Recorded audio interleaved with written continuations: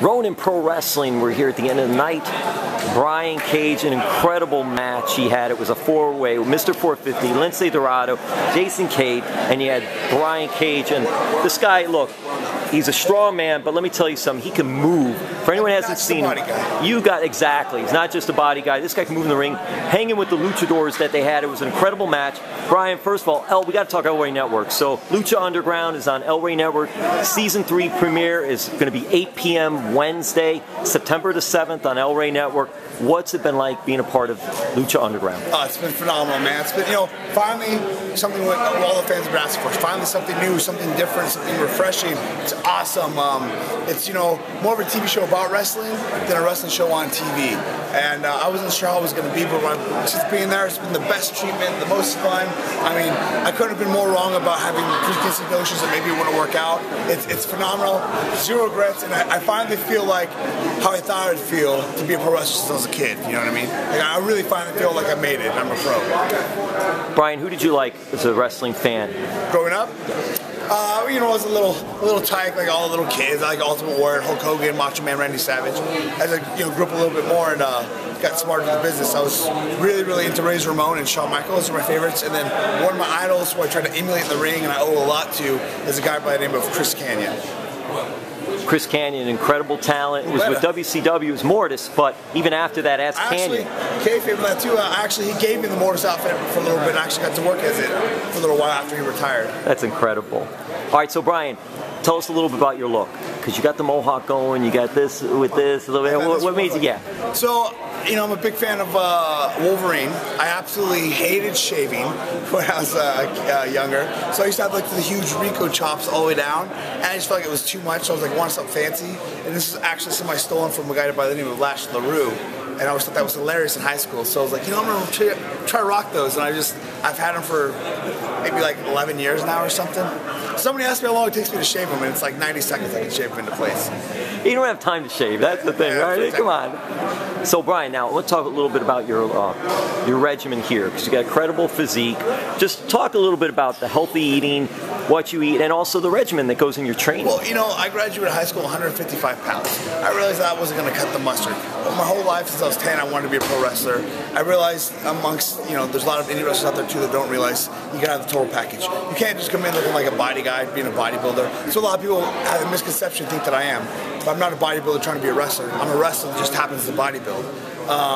So it was a long process, 10 years of like trying to shape myself and get to this. Now I love the lifestyle, and exactly like I don't have my bag with me because I'm up at the merch table, but I prep my food with me. I have my 6-pack bag always with all my meals with me.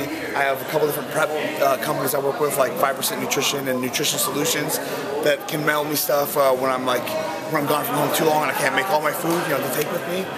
So I'm very meticulous with that. I weigh everything out, my protein powders, my pre-workouts, my BCAAs, very regimented. I mean, you don't have to get that extreme, but it's just, once I start doing it, I can't not do it. And, I rarely go out to eat. I never drink soda. I don't drink alcohol. I'm completely straight edge in all that regards. A lot of water? Oh, yeah. Water's the best hydration? Probably a gallon and a half a day. So I'm on top of that. I'm in the gym 6 times a week. I do cardio, usually an hour fasted. If there's a case like this where I flew in from red eye, then I'll do it post-workout. I train a separate body for every day. I'm on it. Brian, we talk about the workout too. When you look at yourself and you're very strong, for you, is it more the reps that you do, or is it the amount of weight that you do? I vary. I'll go back and forth. I'll load up on the reps and the sets, and there'll be days, especially if I'm not too beat up and too tired, I'll load up on the weight because I want to keep up my strength, but I got to keep up my conditioning, my look. Especially if you want to shock your system, shock your muscle fibers, whether it be slow twitch, muscle fibers, fast twitch muscle fibers. Get a little more scientific with it now, but I mean, you can't just sit there and do the same thing over and over and over. You plateau, right? Exactly. You got to keep shocking up, switching it up as far as what days you're doing what workouts you're doing first, how much weight, how many reps, how many sets, how much time in between sets that you're resting. There's a lot of ways, force reps, drop sets, that you can add and take away intensifiers and whatnot. I'll put you on the spot with this. How much can you lift? How high can you go with the weights? For what lift? Anything, whatever. I'll do the top 3. I don't normally max out, so I know I could probably do more than these. It's like just like a day I feel strong, and after I've already done all my sets, like let's just try to do a little bit more weight. So the most weight I've ever done is I've squatted 600, I've deadlifted 705, and I've bench pressed 455. Is that all? Yeah, that's not too shabby. Oh my God, that's incredible. Now I'll end it with this, the athleticism. Because like I said, tonight you were working with 3 smaller guys, doing incredible lucha talents, and you're able to go toe-to-toe with those guys. Where do you get that athleticism from? You know, it's just, I've always been an athletic individual. I mean, I didn't play, oh, did you play these sports? And I'm like, I didn't play a lot of sports in school, unfortunately, and there's less of what I wanted to do when I was younger that my parents couldn't afford to put me in. But I mean, I played everything on my own with all my friends, whether it be football, baseball, soccer.